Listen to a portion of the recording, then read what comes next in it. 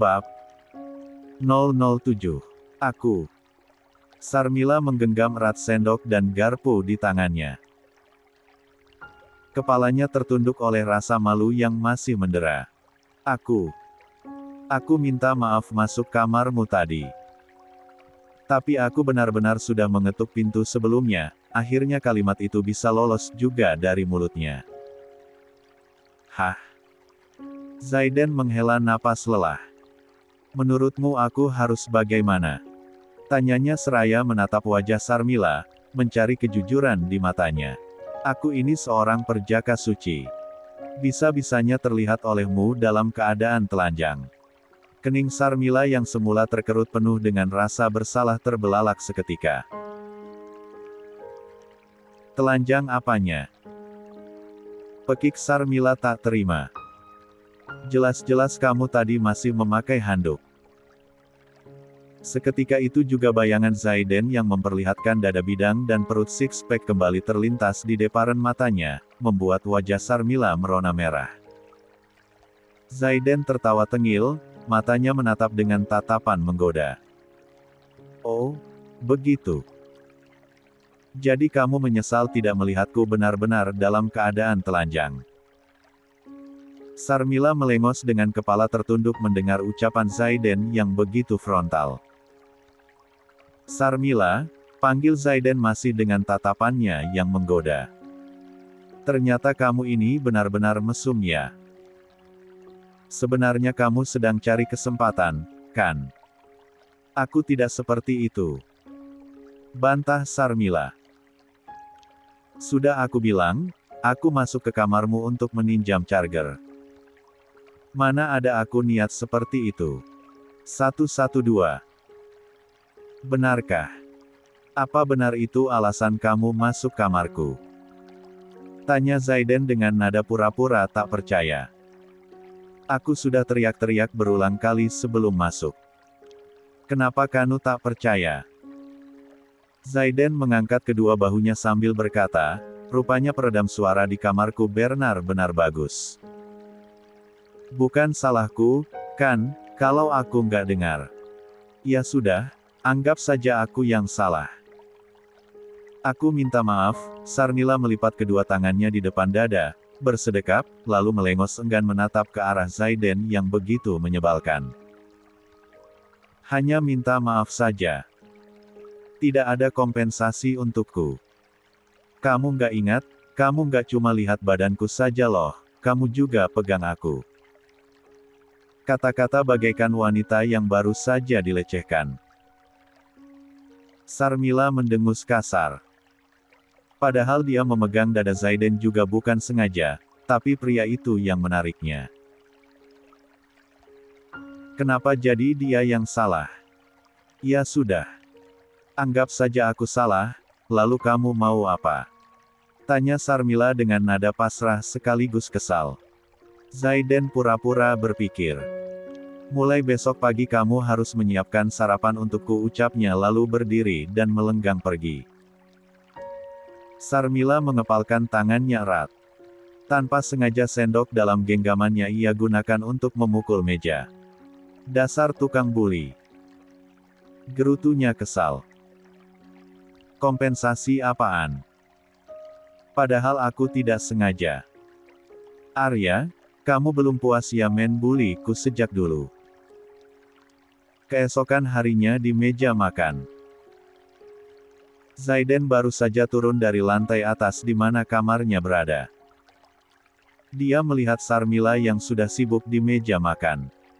Cepat makanlah, hari sudah siang.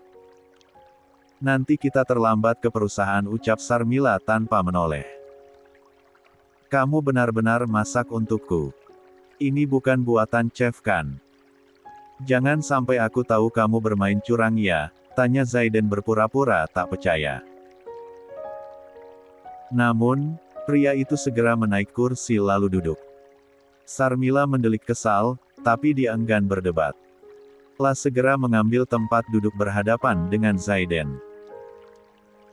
Membuka piring Zaiden, mengambilkan secentong nasi, sepotong ayam goreng, dan juga sesendok capcay sayur. Ini. Sambalnya kamu ambil sendiri.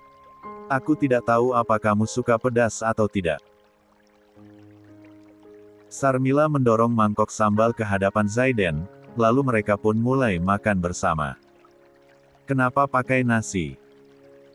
Apa tidak ada roti? Zaiden mulai protes, padahal mulutnya mengunyah tanpa henti. Arya, memangnya kamu orang Belanda, omel Sarmila kesal. Sarapan harus ada karbohidrat, tubuhmu butuh kalori. Sambil mengunyah, Zaiden menghela nafas kesal. Menikah memang merepotkan. Tetapi tangannya terulur untuk menambahkan nasi ke dalam piringnya. 2. 4 orang pelayan yang berdiri di belakang mereka, saling senggol dan tersenyum melihat pertengkaran romantis. 113. Itu. Arya, apa nanti aku akan berangkat bersamamu lagi? Tanya Sarmila setelah mereka selesai sarapan. 2. Apa kamu berharap Devan yang akan menjemputmu? Zaiden terlihat kesal. 114. 33. Tidak akan bercerai. Sarmila tersentak mendengar pertanyaan Zaiden. Padahal bukan seperti itu maksudnya. Dalam hati ia bertanya-tanya, mengapa mood pria itu selalu berubah-ubah. Terkadang begitu tengil, menyebalkan, tapi sering tiba-tiba menjadi sensitif. Apa dia lagi PMS, gumamnya dalam hati. Bukan seperti itu ucap Sarmila hati-hati, berusaha meredakan suasana yang mulai menegang. Aku benar-benar sudah tidak berpikir tentang Devan lagi. Aku juga tidak mau lagi berhubungan dengan dia. Zaiden menatap Sarmila dengan sorot mata menyelidik. Benarkah?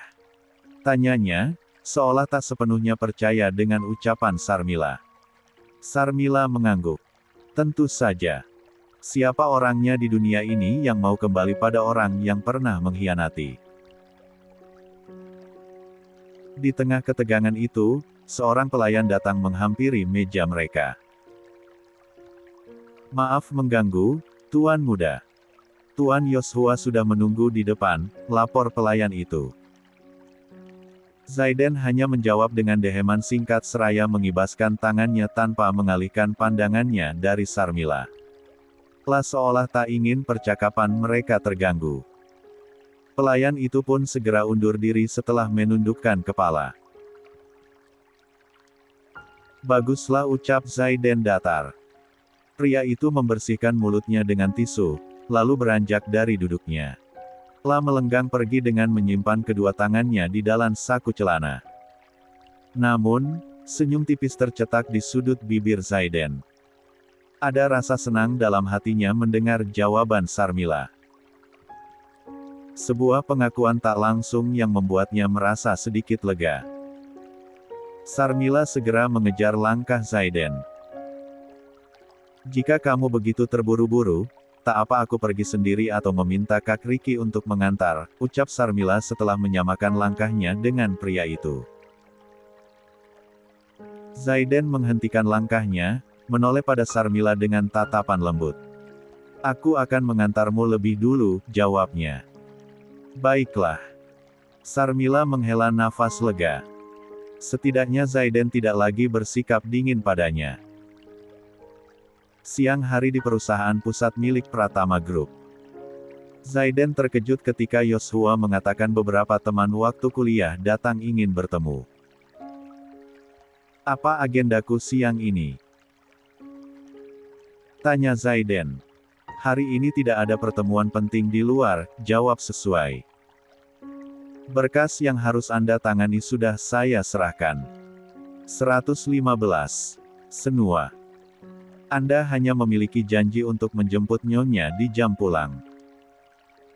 Baiklah, suruh mereka masuk, ucapnya sambil menandatangani berkas terakhir. Yoshua mengangguk lalu mengundurkan diri. Tak lama kemudian 4 pria tampan masuk ke ruangan Zaiden. Kelihatannya serius, Zai. Kami datang ganggu kamu kerja nggak? Kevin, satu di antara mereka mendekat ke meja kerja Zaiden dan melakukan tos yang segera disambut oleh Zaiden. Hei, tumben kalian datang, ayo duduk. Zaiden meninggalkan laptopnya lalu mengambil tempat duduk di salah satu sofa. Nanti malam keluar yuk, Zai, ajak Bram, yang berpenampilan paling nyentrik. Sudah lama loh kamu nggak ikut kumpul-kumpul bareng teman. Zaiden merentangkan dua tangan, menekuk lehernya ke kiri dan ke kanan dengan gerakan cepat untuk melakukan peregangan, selalu menyandarkan tubuh dan memejamkan mata. 1. Aku nggak ada waktu, ucapnya santai. Aku kan sudah nikah. Kalimat yang langsung dicibir oleh teman-temannya. Hilly, nikah konon. Edwin mencebikkan bibirnya. Liani. Padahal kalian kan menikah cuma kesepakatan saja, Aldrian menimpali. Nanti setelah proyek Kota B selesai, kalian juga bakal bercerai, selanjutnya. Zaiden membuka matanya, mengambil nafas panjang lalu menegakkan tubuh. Aku tidak akan pernah menceraikan dia, ucapnya. Keempat temannya saling pandang. Tidak akan bercerai. Tanya Kevin. Jangan bilang kalau kamu tiba-tiba beneran jatuh cinta sama dia.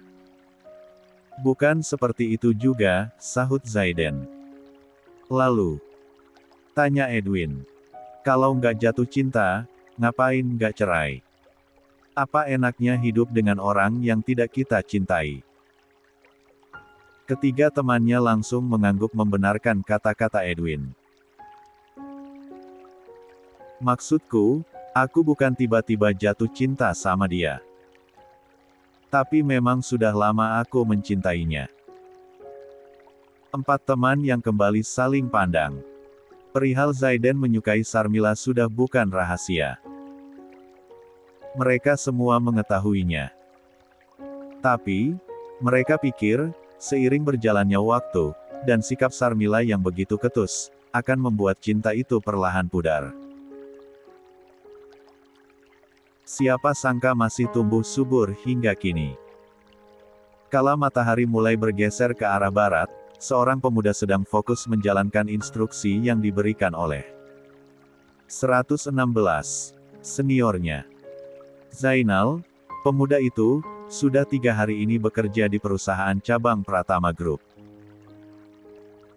Sebelumnya ia benar-benar tidak percaya bahwa dirinya dipanggil untuk bekerja di perusahaan Pratama Group. Bagaimana tidak heran dan bingung. Lah sama sekali tidak pernah mengirimkan lamaran ke perusahaan besar ini. Sebelum ini Zainal bekerja sebagai seorang 0B di sebuah perusahaan kecil, berjuang seorang diri memberikan kehidupan yang layak untuk kedua adiknya. Kini, setelah dipaksa berkhianat pada keadilan demi keselamatan adiknya, ia menerima panggilan kerja dari Pratama Group. Bukankah Pratama Group adalah milik Tuan Zaiden Pratama? Gumam Zainal dalam hati. Kalau tidak salah, beberapa waktu lalu sempat viral, Devan Aditama tidak hadir dalam pernikahan, lalu mempelai wanita menikah dengan pemilik Pratama Group. Jadi aku bekerja di tempat rivalnya Devan. Zainal terus berpikir dan bertanya adakah keterkaitan dalam hal tersebut. Tetapi ia sama sekali tidak menemukan jawabannya. Ah, sudahlah.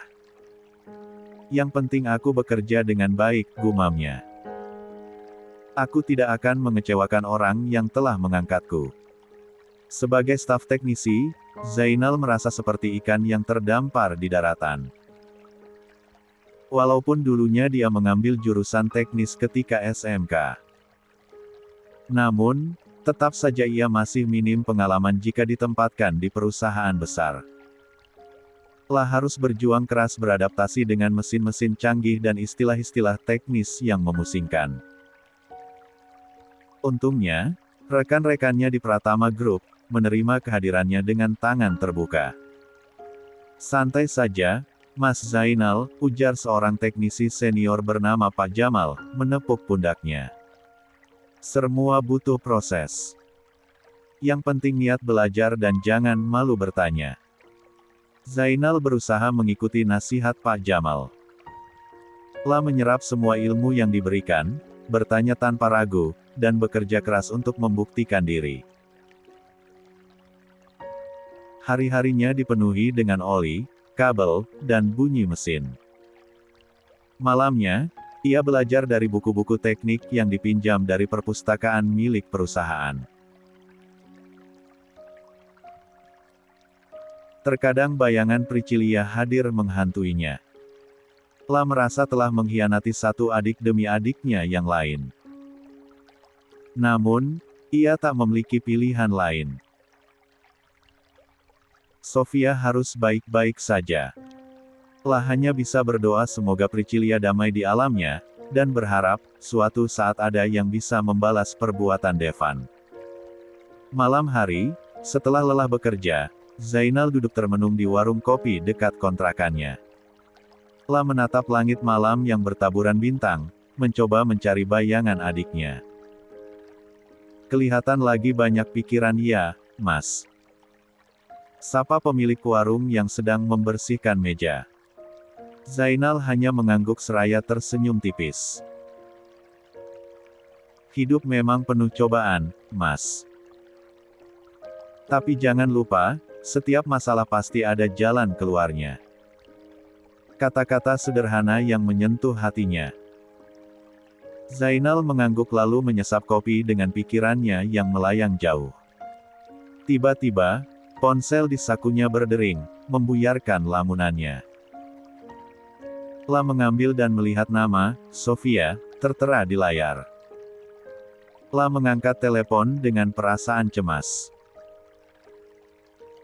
Tak biasanya Sofia menelpon malam-malam. 117. Halo, Dik. Ada apa? Terdengar suara Sofia dari seberang, nadanya bercampur antara bingung dan antusias. Mas, aku lagi bingung banget tahu nggak? Bingung kenapa? Kamu baik-baik saja, kan? Tanya Zainal, jantungnya berdegup lebih kencang. Aku baik-baik saja, tapi... 118. 34. Mencuci piring bersama. Aku baik-baik saja, Mas. Tapi... Zainal mengerutkan kening, perasaan cemasnya semakin menjadi. Tapi kenapa, Dik? Apa uang sakumu habis? Mas akan nyari ATM untuk kirim. Kamu tunggu, ya. Zainal segera berdiri, membayar kopi dan gorengan yang sudah ia nikmati, lalu berniat untuk pergi dari warung. Mas. Bukan itu. Sofia kan punya gaji sendiri juga. Jadi, mulai sekarang Mas Zainal gak perlu terlalu mikirin uang saku aku lagi, potong Sofia menenangkan kakaknya. Ya terus apa? Ya sudah, ayo ngomong pelan-pelan, ucap Zainal yang kembali duduk. Pacarnya ya, Mas? Tanya ibu pemilik warung menggoda. Tangannya dengan cekatan membereskan gelas bekas kopi Zainal. Zainal menoleh dan menjawab, adik saya, Bu. Dia kerja di kota lain. Si ibu malah mencebik seolah tak percaya. Tapi Zainal mengabaikannya. Dia kembali fokus dengan adiknya. Jadi gini, Mas, Sofia memulai dengan nada bersemangat. Tiba-tiba aja, 2 hari lalu aku ditarik buat kerja di Pratama Group. Zainal terdiam sejenak. Ditarik kerja? Maksudmu, kamu disuruh pindah kerja ke Pratama Group? Iya, Mas. Aku juga kaget banget. Dan anehnya, yang ngasih tahu aku buat pindah itu bos aku langsung. Dan mereka ngasih posisi yang sama kayak di kantor lama, staf akuntansi, jawab Sofia. Zainal menghela napas panjang. Kamu serius, Dik? Kok bisa kebetulan kayak gini? Pikirannya berkecamuk. Kemarin Mas juga tiba-tiba dipanggil, ternyata kamu juga. Ini aneh. Jadi, sekarang Mas Zainal kerja di Pratama? Tanya Sofia kaget. Lia. Wah, asyik dong. Tapi aku seneng kok Mas, suasana di Pratama Group jauh lebih enak daripada di kantor lama. Lebih kondusif gitu, Mas. Kondusif gimana maksudmu? Tanya Zainal, penasaran. Ya, lebih profesional aja gitu, Mas. Gak ada lagi tekanan-tekanan yang aneh-aneh. Teman-temannya juga baik-baik, jelas Sofia. Zainal terdiam, mencoba mencerna semua informasi yang baru saja ia dengar. Ya sudah, kalau kamu merasa nyaman di sana, Mas ikut senang. Tapi tetap hati-hati ya, Dik. Jangan mudah percaya sama orang. Siap, Mas. Pasti kok. Oh ya, Mas sendiri gimana kerjanya di sana? Tanya Sofia. Lumayan, Dik. Mas masih banyak belajar. Tapi rekan-rekan kerjanya baik, pada mau bantu, jawab Zainal. 119. Syukurlah kalau gitu. Ya sudah, Mas, aku mau istirahat dulu ya. Besok harus semangat kerja. Pamit Sofia. Oke, Dik. Selamat istirahat. Jangan lupa jaga kesehatan, balas Zainal. Mas, tunggu, panggil Sofia ketika Zainal hampir menutup panggilan. Ada apa, Dik? Kening Zainal kembali berkerut. Itu, Mas. Sofia terdiam sejenak, lalu berkata dengan nada ragu, Mas, aku jadi ingat sesuatu. Zainal mengerutkan kening. Ingat apa, Dik? Dulu, sebelum Kak Priscilia meninggal, dia pernah keceplosan ngomong gitu ke aku, jawab Sofia. Dia bilang kayak nyebut nama Vivian Chandra, tapi pas aku tanya Kak Praisi gak mau ngaku. Zainal terkejut mendengar nama itu. Vivian Chandra. Maksud kamu, artis yang lagi naik daun itu? Apakah kepergian kakakmu ada hubungannya dengan dia? Aku gak tahu, Mas. Kak Praisi gak cerita banyak soal ini. Malah dia kayak ketakutan gitu pas aku nanya, jelas Sofia. Zainal terdiam, mencoba mencerna informasi baru ini. Kenapa kamu baru cerita sekarang, Dik? Aku juga baru ingat sekarang, Mas.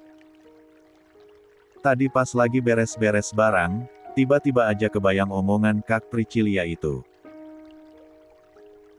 Jawab Sofia. Oh iya, Mas. Aku jadi inget lagi, Kak Priscilia kayak nyembunyiin sesuatu di lemari. Aku pengen periksa waktu itu, tapi nggak sempat karena harus langsung balik kerja. Nyimpen apa di lemari? Tanya Zainal, penasaran. Aku nggak tahu, Mas. Makanya aku pengen Mas periksa.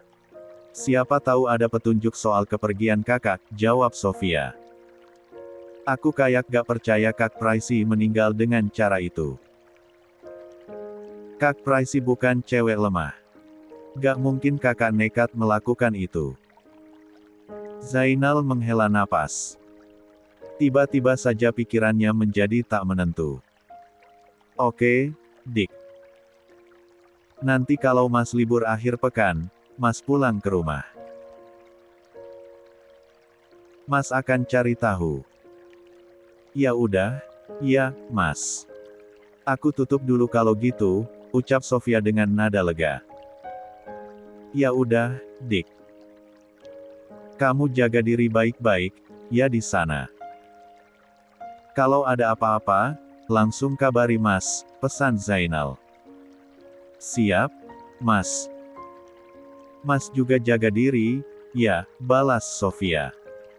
Zainal menghela nafas panjang setelah percakapan itu berakhir. La merasa seperti ada sedikit titik terang. Vivian Chandra. Bukankah itu artis yang viral bersama si brengsek Devan? Malam hari di ruang makan. 120. Zaiden menyuapkan makanan ke mulut sambil sesekali matanya mencuri pandang ke arah Sarmila. Hanya denting halus peralatan makan yang memecah kesunyian. Bagaimana kondisi Natakusuma sekarang? Zaiden bertanya, suaranya datar dan tanpa menatap Sarmila. Sarmila mengangkat wajah, sudah lebih baik dari sebelumnya. Ada beberapa masalah kecil, tapi semuanya bisa diatasi. Zaiden mendengus pelan, baguslah. Jangan sampai investasiku sia-sia. Serunya lalu kembali menyuapkan makanan ke dalam mulut. Sarmila menghela napas dalam hati. La sudah terbiasa dengan sikap Zaiden yang terkadang sulit ditebak. Setelah keduanya selesai makan, Samla mulai membereskan peralatan makan yang berserakan di meja. La menumpuk piring-piring kotor dengan hati-hati, lalu mengangkatnya untuk dibawa ke dapur.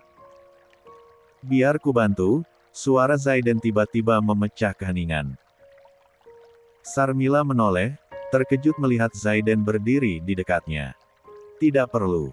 Ini hanya sedikit. Tanpa kata, Zaiden meraih tumpukan piring dan mangkok dari tangan Sarmila, lalu melangkah menuju dapur. Sarmila terbengong. Tidak menyangka Zaiden mau turun tangan untuk seperti itu. La mengikuti Zaiden ke dapur, dan mulai mencuci piring-piring kotor itu satu persatu. Zaiden berdiri bersandar di meja dekat wastafel dan memperhatikan sambil tersenyum tipis, menikmati pemandangan di depannya. Sarmila tampak begitu anggun dan bersahaja, meskipun hanya mengenakan pakaian tidur sederhana. Salah satu hal yang paling disukai Zaiden dari Sarmila adalah kemandiriannya. Padahal, ada banyak pelayan di rumah itu, tapi Sarmila lebih suka melakukan semuanya sendiri. Bahkan, ketika mereka sedang makan, Sarmila selalu memerintahkan pelayan yang biasanya berdiri di belakang mereka untuk pergi. Kenapa kamu melihatku seperti itu? Tanya Sarmila, menyadari tatapan Zaiden. Zaiden sedikit gelaga penemu segera menetralkan wajahnya. Siapa yang melihat kamu? Aku cuma mengawasi jangan sampai ada piring yang jatuh lalu pecah, ujarnya ketus. 1. Mata Samila mendelik-mendelik kesal mendengarnya. Sini, aku bantu. Zaiden tiba-tiba ikut bergabung. Pria itu meraih spons dan mulai membersihkan piring-piring kotor dengan gerakannya yang luwes. Sarmila terbengong, tak menyangka Zaiden bisa melakukan pekerjaan seperti ini. Melihat Sarmila yang bengong, Zaiden dengan jahil mencipratkan air ke wajah Sarmila. Hei! Seru Sarmila kesal. Awas kamu, iya. Serunya lalu membalas perbuatan Zaiden. Keduanya saling berbalas cipratan air, tertawa riang seperti anak kecil. Tanpa mereka sadari, sebagian air berjatuhan di lantai. Tidak kena. Tidak kena. Hahaha. Zaiden berlari berputar-putar di area dapur, sambil tertawa terbahak-bahak. 1. 121. Sarmila mengejar Zaiden, berusaha untuk membalasnya. Namun, tiba-tiba kakinya terpeleset akibat lantai yang licin. La nyaris terjatuh. Awas. 122. 35. First kiss.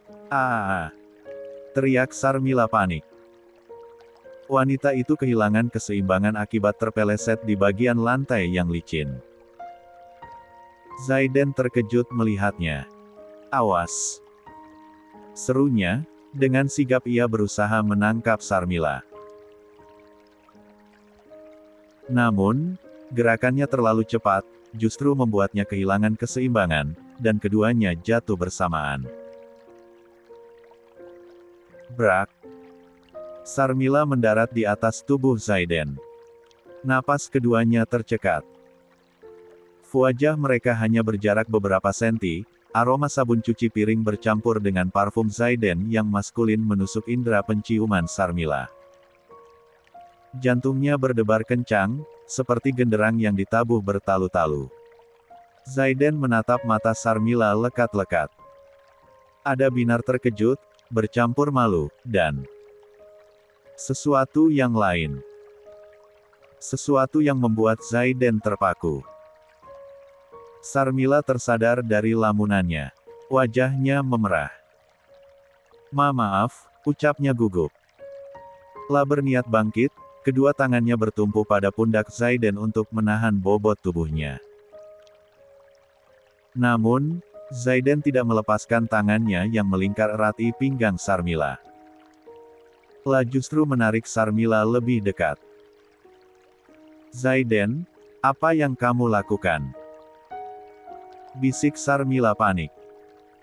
"Diamlah. Jangan bergerak," suara Zaiden terdengar serak. Sarmila membeku. La bisa merasakan napas hangat Zaiden menerpa wajahnya. Mata Zaiden menggelap, penuh dengan keinginan yang tak terucapkan. Ruangan itu terasa sunyi, hanya detak jantung mereka yang terdengar. Sarmila menelan ludah, mencoba mengendalikan dirinya. Tatapan Zaiden membuatnya sulit bernapas. Zaiden sernakin mendekatkan wajahnya. Sarmila memejamkan mata, pasrah. La tidak tahu apa yang akan terjadi selanjutnya. "Aku tidak bisa menahannya lagi," bisik Zaiden. Bibir Zaiden menyentuh bibir Sarmila dengan lembut, awalnya hanya kecupan singkat. Namun, sentuhan itu membangkitkan aliran listrik yang menjalar ke seluruh tubuh Sarmila. La membuka sedikit bibirnya, memberi Zaiden akses lebih dalam. Ciuman itu berubah menjadi lebih intens, lebih bergairah. Aroma sabun cuci piring yang tadi mengganggu, kini terasa seperti aroma afrodisiak yang memabukkan. "Ya Tuhan, apa yang sedang kulakukan?" batin Sarmila. Otaknya berteriak untuk menghentikan semua ini, namun tubuhnya tidak bisa menolak. La membalas ciuman Zaiden dengan penuh perasaan. Tangannya yang tadi bertumpu di pundak Zaiden, kini bergerak naik, membelai rambut Zaiden yang lembut. Zaiden mengeratkan pelukannya di pinggang Sarmila, seolah takut ia akan menghilang. Ciuman mereka semakin dalam, lidah mereka saling bertautan dalam tarian yang memabukkan. Ruangan itu seolah 123 menghilang, hanya ada mereka berdua dalam dunia yang penuh gairah. Sarmila merasa seperti melayang, kehilangan kendali atas dirinya sendiri. Pada akhirnya, ciuman itu terlepas ketika keduanya hampir kehabisan napas. Dada mereka naik turun tak beraturan, mencoba mengisi paru-paru dengan oksigen. Zaiden menatap Sarmila dengan mata yang masih berbinar, bibir wanita itu tampak sedikit bengkak karena ciuman yang panas. "Manis," desis Zaiden. La mengulurkan tangannya, mengusap lembut bibir Sarmila yang basah. Sentuhan itu membuat Sarmila tersentak. La merasakan pipinya semakin memanas. Dengan gugup, ia memalingkan wajahnya, menghindari tatapan Zaiden yang intens. "Jangan!" Lirihnya hampir tidak terdengar. Zaiden dengan lembut berusaha meraih wajah Sarmila. Sarmila, lihat aku. Sarmila menggelengkan kepalanya, tetap memalingkan wajahnya. La tidak berani menatap Zaiden. La takut melihat apa yang ada di matanya. Apa kamu tahu? Kamu baru saja mencuri ciuman pertamaku, Sarmila. Wajah Sarmila yang tadinya sudah memerah, kini semakin membara. Malu, kesal, dan sedikit geli bercampur aduk menjadi satu. La menatap Zaiden dengan tatapan tak percaya.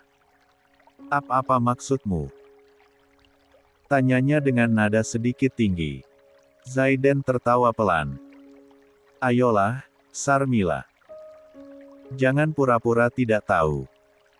Aku ini pria suci, tidak pernah mencium siapapun sebelumnya. Tapi baru saja kamu mencuri kesucianku. Sarmila mendelik tidak terima. Padahal pria itu yang memulai lebih dulu, kenapa jadi dia yang jadikan tersangka?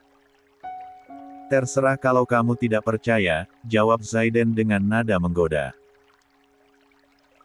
Tapi sekarang kamu harus bertanggung jawab. Sarmila memalingkan wajahnya, berusaha menyembunyikan senyum yang mulai muncul di bibirnya. La tidak bisa menyangkal bahwa ia merasa sedikit senang mendengar pengakuan Zaiden. Meskipun ia kesal karena Zaiden menggodanya, ia juga merasa tersanjung karena menjadi orang pertama yang mencuri ciuman dari pria itu. Sampai kapan kamu akan terus berada di atasku? Apa tidak sadar tubuhmu itu berat? 2. Sarmila tergagap. La baru sadar Zaiden setelah melepaskan pinggangnya. Wanita itu pun perlahan bangkit. Pikirannya masih kacau akibat ciuman yang baru saja terjadi. La berusaha mengumpulkan kesadarannya dan kembali ke dunia nyata. Aku akan membersihkan ini, kata Sarmila tergagap sambil menunjuk ke arah lantai yang masih basah karena tumpahan sabun cuci piring. La ingin segera mengalihkan perhatiannya dari Zaiden dan ciuman itu. Biar pelayan saja yang membersihkan itu, jawab Zaiden cepat. La ikut bangkit. Biar aku periksa kakimu. Apa kakimu terkilir? Aku tidak apa-apa. Aku baik-baik saja, jawab Sarmila seraya menarik cepat kakinya sebelum pria itu menyentuhnya. 124. Namun, Zaiden tidak percaya begitu saja. Tanpa berkata apa-apa, ia langsung mengangkat tubuh Sarmila. Sarmila terkejut. Wanita itu secara refleks mengalungkan tangannya di leher Zaiden. Arya, apa yang kamu lakukan? Turunkan aku, serunya. Diamlah. Atau aku akan menjatuhkanmu di lantai, jawab Zaiden tegas. Zaiden membawa Sarmila menuju kamarnya. La membaringkan tubuh wanita itu dengan lembut di atas tempat tidur. La mengusap kening Sarmila dengan sayang, lalu menatapnya dengan tatapan lembut. Tidurlah. Besok kita masih harus bekerja, kata Zaiden lembut, membungkuk untuk mengecup kening Sarmila dengan lembut, lalu berjalan memutar dan berbaring di sisiran yang berbeda. Kenapa ke kamarmu? Aku ingin tidur di kamar sendiri. Sarmila menjadi gugup. La baru sadar ini adalah kamar Zaiden. Memangnya kenapa kalau kita tidur bersama? Toh kita ini suami istri yang sah.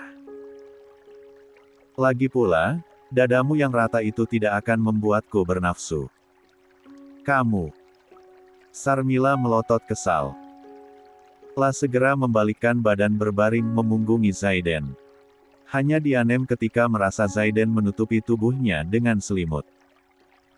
Namun, ketika menyadari Zaiden ikut masuk ke dalam selimut yang sama, menarik tubuhnya dan memeluknya dari belakang, matanya yang semula terpejam kembali terbuka lebar. Apa yang kamu lakukan? Ingin membalikkan badan tapi tak bisa. Zaiden mengunci pergerakan tangan dan kakinya. Bahkan dagu pria itu, sudah menekan ubun-ubunnya hingga tak bisa bergerak walau sekedar untuk menoleh. Diam dan tidur. Kecuali kalau kamu ingin memberikan hakku sekarang. Sarmila menelan ludahnya susah payah. Apa maksudmu? Hak apa? Zaiden bergerak melorot tanpa melepaskan pelukan dari tubuh Sarmila. Posisi mulutnya sudah berada di samping telinga wanita itu. Nyonya Pratama. Bisikan Zaiden terdengar parau. Kamu mau tidur atau kita? Aku tidur, sahut Sarmila cepat. Seketika tubuhnya membeku tak berani bergerak. 125. 36. Morning Kiss. Pagi tiba dengan cahaya mentari yang menyelinap masuk melalui celah gorden. Zaiden membuka mata, mendapati dirinya masih memeluk Sarmila erat. Sesuatu yang membuatnya tersenyum tipis. Perlahan, ia mengangkat tangannya, menopang kepalanya, dan menatap wajah istrinya yang masih terlelap. 1. Tangan Zaiden terulur untuk menyibak rambut hitam Sarmila sedikit berantakan, menutupi sebagian wajah wanita itu hingga terlihatlah wajah polos Sarmila yang tampak begitu damai. Kapan kamu akan menyadari bahwa aku mencintaimu? Bisiknya lirih, nyaris tak terdengar. Sebenarnya bisa saja ia mengatakan secara langsung bahwa dirinya mencintai wanita itu. Bisa juga mengatakan tentang semua masa lalu dan fitnah-fitnah dari Devan. Namun, pria itu tak melakukannya. Ingin Sarmila yang perlahan mencintainya. Memang mencintainya, bukan karena ungkapan kebenaran. Kebenaran akan tetap dia ungkapkan tapi bukan sekarang. Perlahan senyum di bibir pria itu mengembang. Akhir-akhir ini, sikap Sarmila tidak seketus dulu. Wanita itu juga tidak lagi sungkan jika menginginkan sesuatu. Ada perubahan kecil yang membuat hatinya menghangat. Enghe. Zaiden buru-buru memejamkan mata, berpura-pura tidur kembali saat mendengar lenguhan lolos dari mulut Sarmila. Tampaknya wanita itu mulai terbangun. Sarmila mengerjapkan matanya, merasakan kehangatan yang menyelimutinya.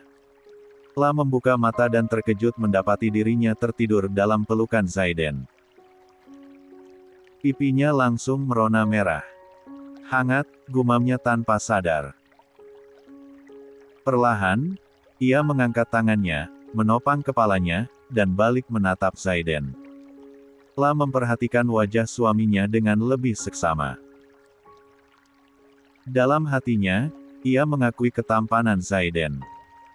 Rahangnya yang tegas, hidung mancung sempurna, bibir penuh, alisnya yang tebal, membingkai mata tajam yang selalu mampu membuatnya kehilangan kata-kata.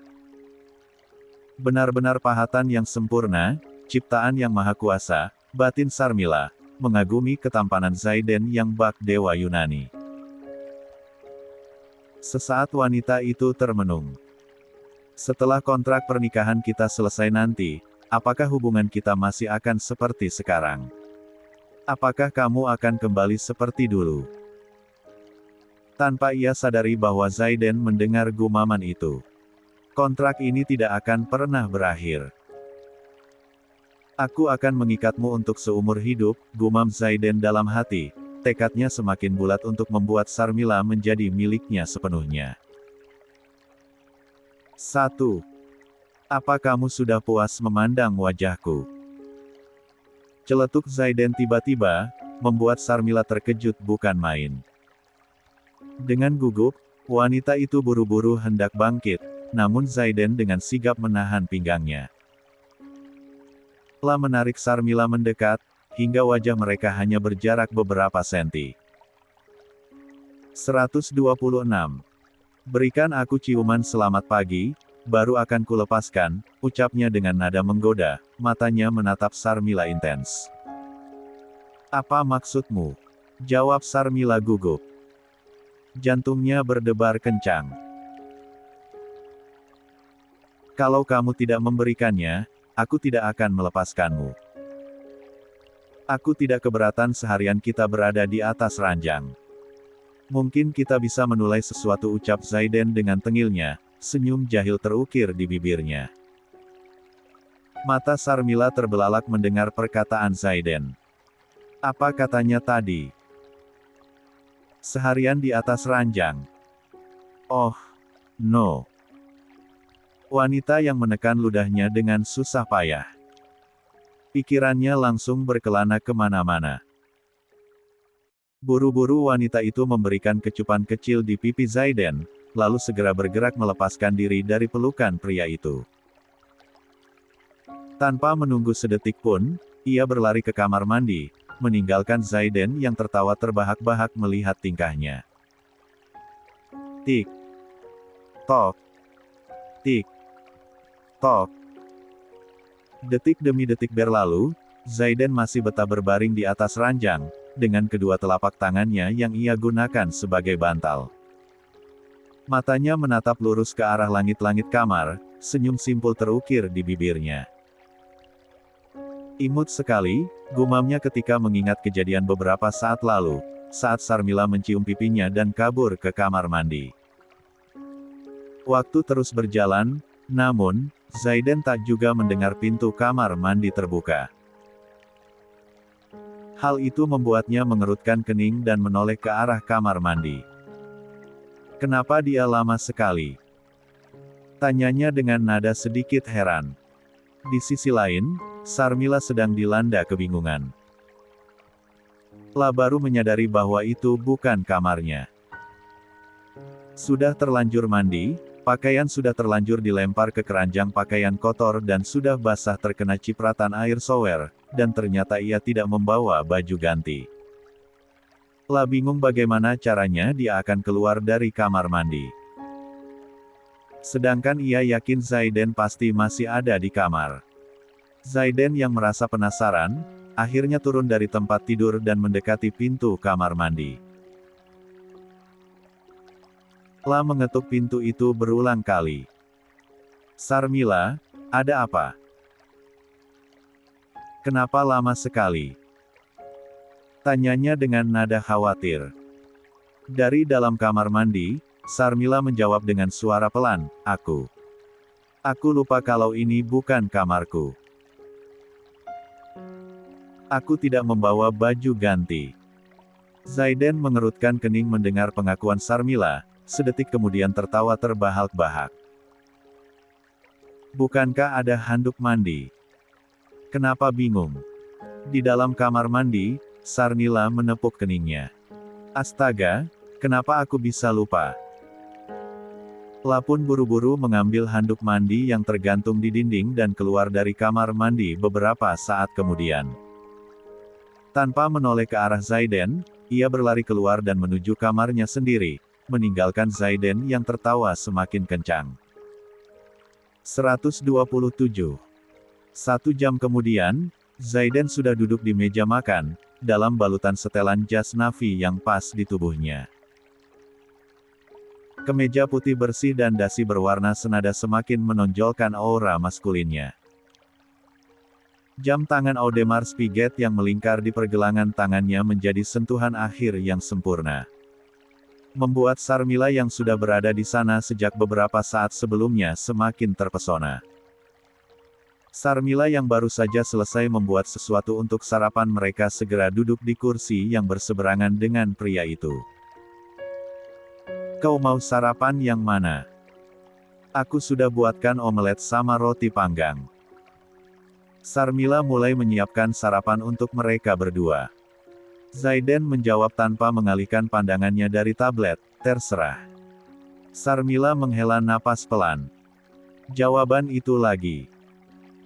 La pun segera membuka piring Zaiden dan mengisinya dengan nasi goreng seafood. Ini, sarapanmu sudah siap, ucap Sarmila sambil meletakkan piring di hadapan Zaiden. Zaiden meletakkan tabletnya dan mulai menyantap sarapannya. Baru masuk satu suapan, ia mendongak menatap ke arah Sarmila. Yang kau tawarkan omelet sama roti panggang, kenapa yang kau berikan nasi goreng? Kau bilang tadi terserah. Sarmila mengangkat kedua bahunya acuh. Dengan bibir manyun Zaiden pun segera makan tanpa banyak bicara. Sarmila memperhatikannya dari seberang meja sambil tersenyum geli. Sikap Zaiden selalu dingin dan datar. Mulutnya tak berhenti protes, tapi selalu menghabiskan semua makanan yang ia siapkan. Bagaimana rasanya? Enak? Tanya Sarmila antusias. Zaiden mengunyah makanannya sebelum menjawab, lumayan. Senyum di wajah Sarmila seketika luntur. Padahal ia sudah membuatnya dengan susah payah. Apa susahnya bilang enak? Tapi kemudian kembali tersenyum, setidaknya, itu bukan jawaban yang buruk. Dan yang penting tidak ada drama di mana suami kontrak enggan mencicipi masakan istrinya. Itu berarti Zaiden menghargai usahanya. 128. 37. Buku harian Priscilia. Mentari pagi menyinari interior mobil mewah yang melaju membelah jalanan kota. Zaiden duduk santai di samping Sarmila, sementara Ricky fokus mengemudi. Suasana awalnya tenang, namun segera terusik oleh ulah Zaiden. Jadi, Sarmila, bagaimana perkembangan investasi yang kami berikan pada perusahaanmu? Zaiden membuka percakapan dengan nada menyelidik. Jangan sampai dana itu hanya menguap tanpa hasil. Sarmila mendengus kesal. Tentu saja tidak. Aku tidak akan menyia-nyiakan kesempatan ini. Semua berjalan sesuai rencana, bahkan lebih baik dari perkiraan. Zaiden menyeringai. Benarkah? Buktikan padaku. Aku tidak suka mendengar klaim tanpa dasar. Aku ingin melihat laporan detailnya. Dalam hati pria itu tertawa. Padahal yang sebenarnya ia tahu semuanya, dan dia juga mengakui kehebatan Sarmila dalam menyelesaikan masalah perusahaan. Kamu kan juga pasti melihat perkembangannya, jawab Sarmila singkat.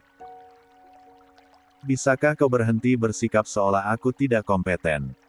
Aku tahu apa yang kulakukan. Zaiden mengangkat kedua bahunya acuh. Aku kan hanya memastikan investasiku aman, balas Zaiden. Uang tidak tumbuh di pohon. Aku tidak ingin rugi. Jadi, jangan sampai kau mengecewakanku, Sarmila. Karena aku tidak suka orang yang gagal. Aku tidak akan gagal, jawab Sarmila tegas, mengepalkan tangannya erat. Kenapa pria ini tiba-tiba berubah begitu menyebalkan? Kita lihat saja nanti. Balas Zaiden, lalu kembali fokus pada tabletnya. Ricky, yang duduk di depan, hanya bisa menggelengkan kepala sambil menahan tawa.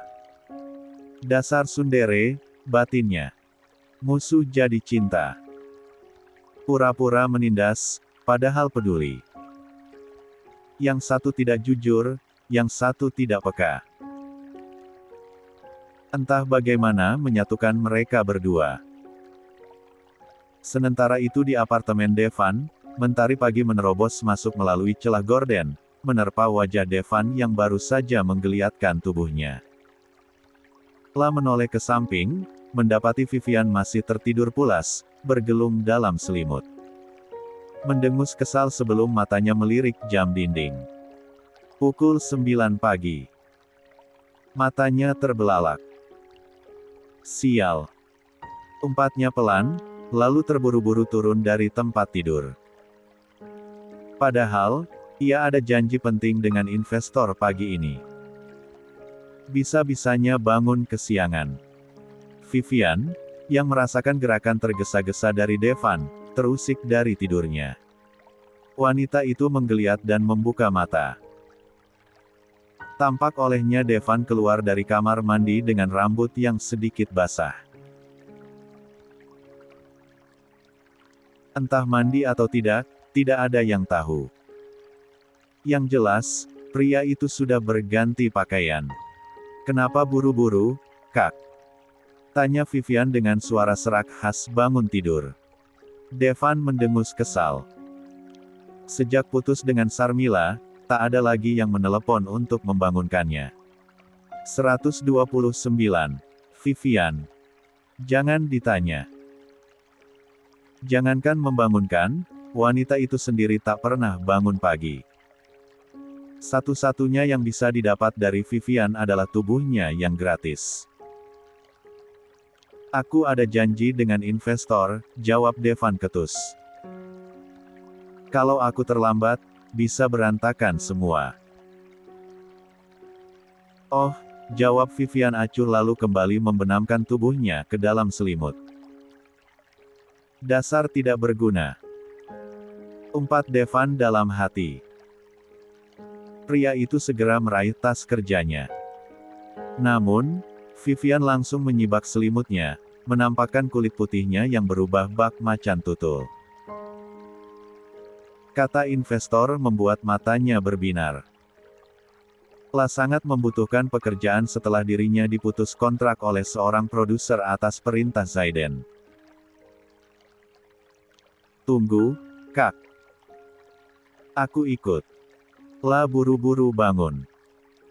"Mungkin saja aku bisa dapat job baru." "Aku benar-benar butuh pekerjaan, Kak," ucapnya lalu berlari ke kamar mandi, entah ingat atau tidak jika tubuhnya dalam keadaan polos. Tak peduli Devan menatapnya dengan mata lapar. Devan menghela napas. La tahu Vivian sedang kesulitan. Tapi, ia juga tidak yakin apakah Vivian bisa memberikan kesan yang baik di depan investor.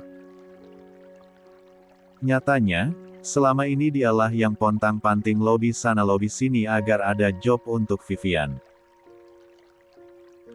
Bakat.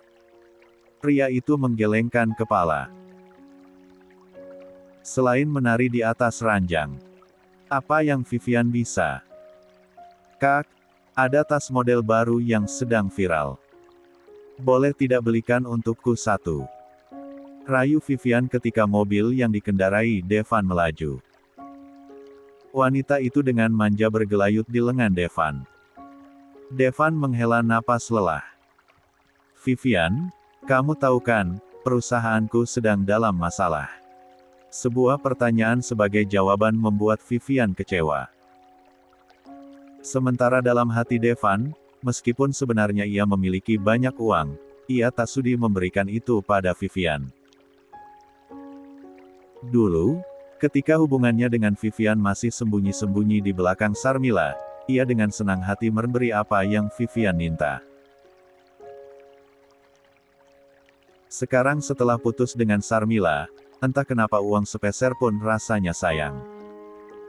Hasrat pada Vivian juga tak lagi menggebu. Oh. Akhir pekan tiba, dan Zainal memutuskan untuk pulang ke rumah peninggalan orang tuanya.